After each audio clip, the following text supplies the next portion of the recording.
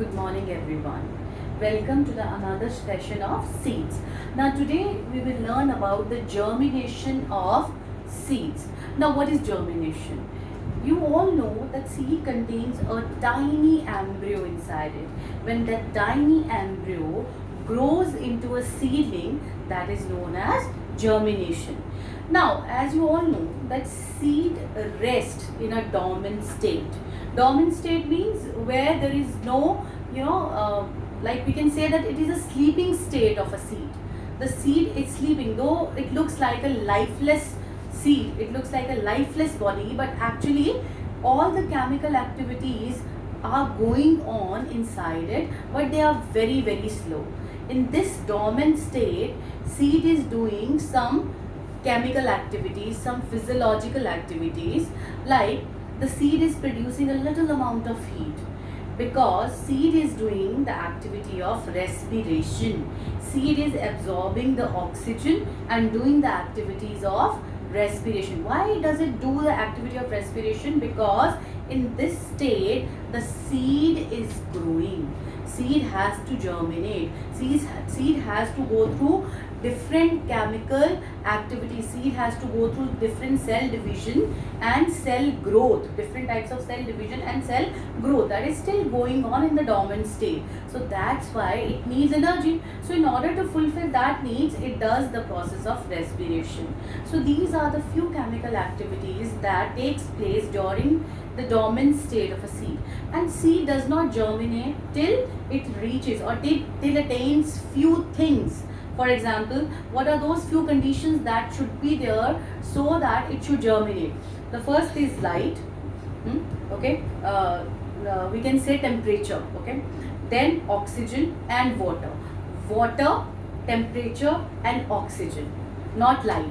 Water, temperature and oxygen. These three conditions should be fulfilled in order to plant to be germinated. Otherwise, the plant will remain in the dormant state and it will not germinate. And even very fresh seed will never germinate immediately. Why? Because it has to go through this, dormant state. It has to go through this dormant state because in the dormant state, few physiological processes take place that makes the seed mature, that makes it more mature so that it could germinate and grow into a seedling.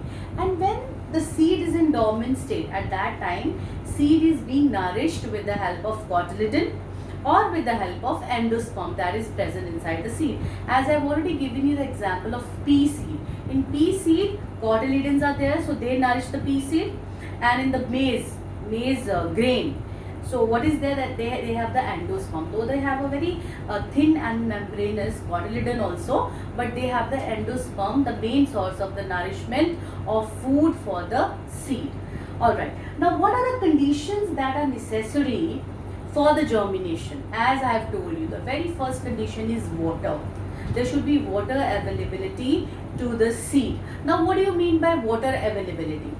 Now the seed should be able to absorb the water from the soil, from any other source around it which has water in it.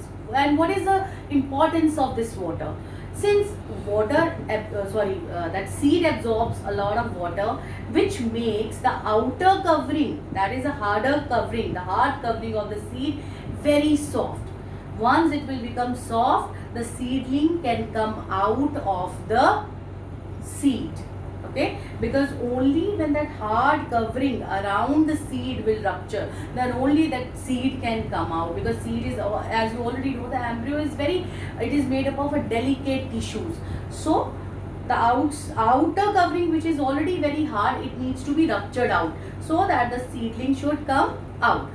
Another thing, cotyledon or endosperm that is present in the seed.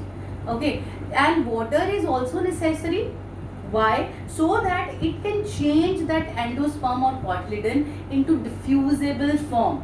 It can diffuse it so that it can, so that the seed can attain nourishment out of it. Alright, what did I say? I said the another reason that why water is needed by the seed is that the cotyledon or the endosperm that is present in the seed is not in diffusible form. So water makes it in diffusible form so that it should be diffused in water and it should be given to the seed in the form of nourishment. Nourishment should be given to the seed. So these are the very, very important requirements. These are the requirements that are needed by the seed and that is provided by the water. The first, it softens the outer covering, that is testa or tegment, and another one that it provides the nourishment, it provides the food to the seed in a diffusible form. Okay. Now, next is the first condition I have told you is water. Next is oxygen. As you all know that I have told you right now that in the dormant state, all the chemical activities are going on, but they go on but very slowly. Alright, but still at this stage, the cell division and cell growth takes place.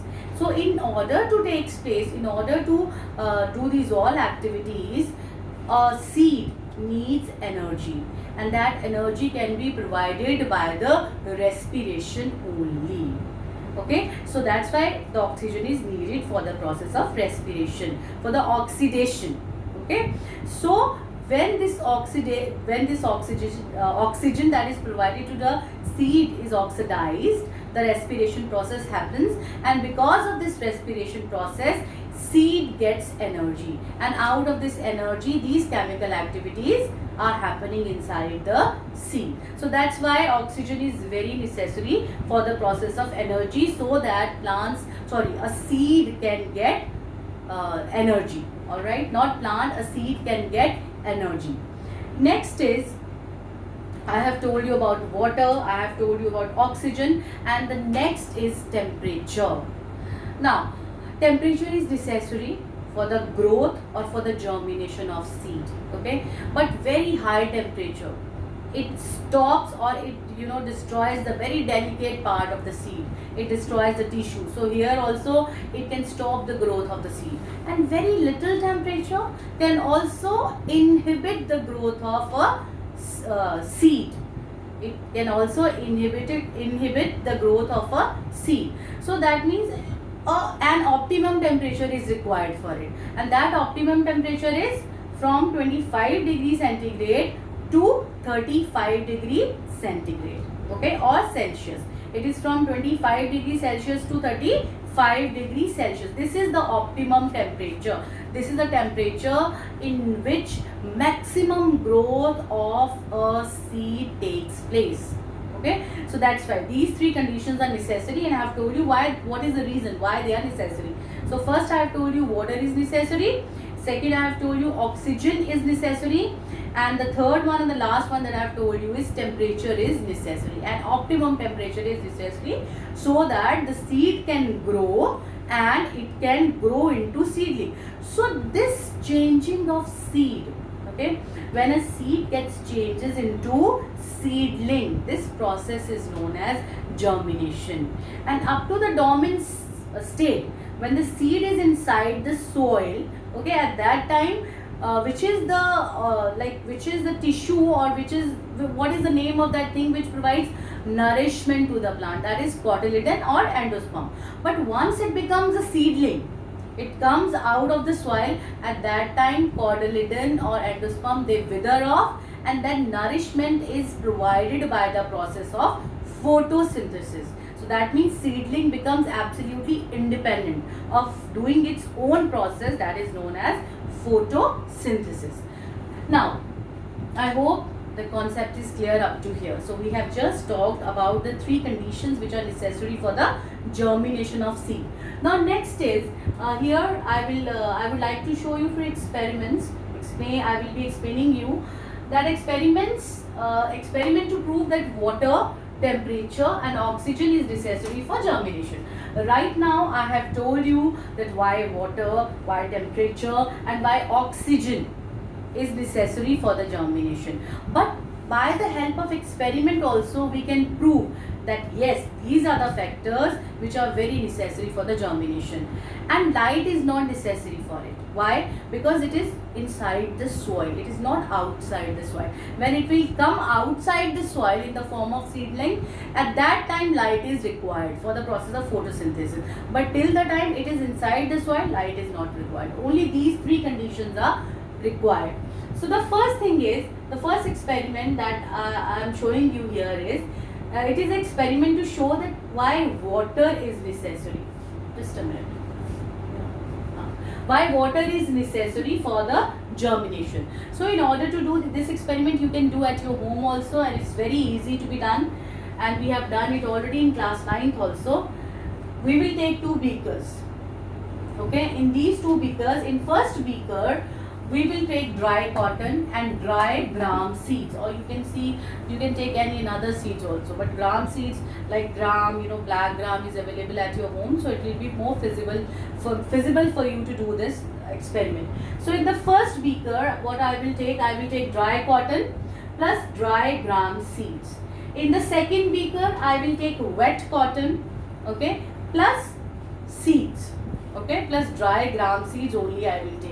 And after 2 or 3 days, what will I see? What will I observe? I will observe that these seeds which are here, they will not germinate. You must be eating the sprouted seeds. Your mother must be making something with the sprouted seeds at your home. What are those? Actually, those are the germinated seeds. If you will keep those germinated seeds for longer time, you will see that a seedling will come out of it with the proper green color leaves and green color stem. So that is a seedling. Keep the gram seeds for such a longer time, for longer time, then you will see this. You very easily you will be able to observe that how that seedling will come out. Okay, now here we will see in the A experiment where we have kept the dry cotton and dry gram seeds, and nothing will happen even after 2 or 3 days also. If we will observe this, we will see that a white color, something white color has come out. That means they have germinated, they have sprouted. Okay, why they have sprouted? Because here we have taken dry cotton, here we have taken the wet cotton. If you will see, wet cotton means they were getting the water, so that's why they germinated. But here they were not getting, since they were not getting the water, so they could not germinate. So this experiment shows that water is necessary for the germination. Next experiment is temperature. The temperature is necessary for the germination. Same thing, what you have to do, you have to take 2 beakers. In one beaker we will take wet cotton and grams. In another beaker also we will take wet cotton and the gram seeds. I hope that you are listening to me carefully. I said in both beakers same things we will take. In both beakers we will take the wet cotton, another beaker also we will take the wet cotton plus dry gram seeds in both the beakers. One beaker we will keep it inside the refrigerator, another one we will keep it outside. Okay.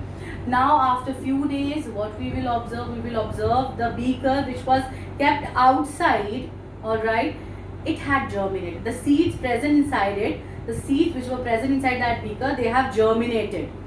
But the seeds which we have kept inside the refrigerator, they could not germinate. That shows that an optimum temperature is necessary for the germination. A room temperature can be between 25 degrees Celsius to 35 degrees Celsius. As I have told you, an optimum temperature for the germination. But inside the refrigerator, the temperature is very, very low. So that's why the seeds will never germinate which we have kept inside the refrigerator. But the seeds which we have kept outside, they will surely germinate. So this was an experiment by which we have proved that temperature and optimum temperature is necessary for the germination. Another experiment, that oxygen is necessary for the germination. Why oxygen is necessary for the germination? For this experiment, I will be taking 2 flasks, A and B.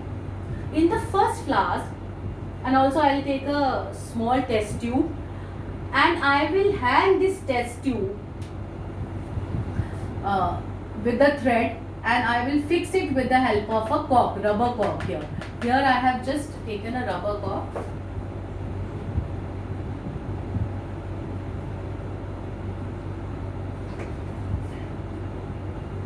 Here I have taken a rubber cork, and this is a thread, and with the help of this thread I have just put a test tube inside this flask, and I have just fixed this test tube with the help of a rubber cork.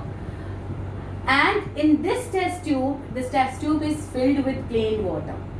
Okay, this test tube is filled with plain water, and here I have kept wet cotton, and over the wet cotton I have kept gram seeds. I have taken the gram seeds. Now another one is this one, in which the same setup I have taken, only there is one difference, that in this test tube, which has been hanged with the help of a thread, I have taken pyrogallic acid. What I have taken? Pyrogallic acid. And pyrogallic acid has this quality that it absorbs oxygen. Pyrogallic acid, it absorbs oxygen. So what will happen after 2 or 3 days, again when I will observe these flasks, I will see that in the flask number A, in which I have taken plain water, the seeds have germinated. Okay, but in flask number B, in which I have taken pyrogallic acid, the seeds have not germinated. What is the reason? The reason is that in this it is getting water, it is getting oxygen. Okay, whatever the oxygen is present in this flask, these seeds have absorbed that oxygen, and also they are getting the water also. That's why they have germinated. But in this, they are only getting the water. They are only getting the water because of the wet cotton, but the pyrogallic acid that I have kept inside this test tube, this pyrogallic acid has absorbed the oxygen. So because of the lack of oxygen, these seeds will not germinate. Alright, so these 3 experiments shows that water, temperature and oxygen, they are necessary for germination. I hope these experiments are clear. In the first experiment we showed that water is necessary. In the second that I have told you about the refrigerator, it was that temperature is an optimum temperature is necessary. Third one, the pyrogallic acid one, in this I have told you that oxygen is necessary for the germination. So these 3 conditions should be present if we want the seed should be germinated properly. Otherwise the seed will remain in the dormant state, inactive state, but still the chemical activities will go on, but very, very slowly. So in this dormant state, the seeds will absorb oxygen, and they also produce a little amount of heat, that I have told you already. Now a very important experiment is 3B experiment. Alright, in this experiment we will take a beaker, okay, and half of the beaker will be full of water, and we will take a slide. In that slide we will fix 3 bean seeds, 1, 2 and 3. Alright, the first one is A, and the second one is B, and the third one is C. So I have taken 3 bean seeds, and I have just pin them, or I will just tie them around this slide with the help of a thread. Okay, so what did I do? I have taken this glass slide. In this glass slide I have taken these 3 seeds, and I will tie these 3 seeds with the help of a thread around this glass slide, and I will put this glass slide into this water in this way, so that the seed number A, the first seed, it should remain outside the water. It should remain outside the water. And B bean seed, half of the B bean seed should be inside the water, and half should be outside the water, as you can see in the diagram. The A one is totally outside the water. The B, half part of B is outside the water, and half is immersed inside the water. And the C one is totally immersed inside the water. Alright, so this is the setup I will make, and after 2 or 3 days I will observe that what will happen to them. So what will happen?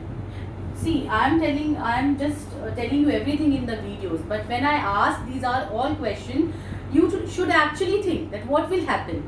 Okay, what will happen? See, in the A seed, bean seed, which is totally outside. So what are the things it is getting? Okay, what are the things is it getting water? No, it is not getting the water. Do you think it is getting the water? No, it is not getting the water. It is only getting oxygen. But it is not getting the water. So it will germinate or not? No, it will never germinate. Because it is getting only one condition, that is oxygen. It is not getting the water. And what will happen to the second one? Now let's talk about the C1 first, okay? What will happen to the C1, third one? It is totally inside the water. Is it getting the oxygen? Yes, it will get the oxygen which is present in the water, but only for some time. Okay, after that, once it will absorb the whole water, once it will absorb the whole oxygen that is dissolved in the water, then it will not get any amount of oxygen after that. It will only get water and a very little amount of oxygen. So it will germinate a very little, a very small radical will come out of it. It will germinate, but a very little, a very small radical will come out of it. Now what will be the fate of bee bean seed? What will happen to it? It will definitely germinate. Why? Because it is getting oxygen also as well as water also. So it will germinate. Okay, so I just want to explain this experiment again, since it is very important. I have taken 3 bean seeds. One was totally outside, which was totally outside the beaker. It could not germinate because it is getting only oxygen, not water. And the B one is getting both water also as well as oxygen also. So definitely it will germinate. What about the third one? It is getting a very little amount of oxygen that is dissolved in the water. But yes, of course it is getting water, since it is immersed in water fully. So what will happen? Only slight germination will be there. It will germinate, but very little. Only a small radical will come out of it. So that's all about this 3 bean experiment. So in this session, we have studied that what are the conditions that are necessary for the germination. And also we have studied about the experiments. I have explained few experiments that showed that why water, temperature and oxygen, these 3 conditions are necessary. Even if one condition is absent, the seed will never germinate. Thank you children. In the next video, we will talk about 2 different types of germination. Thank you. Have a nice day.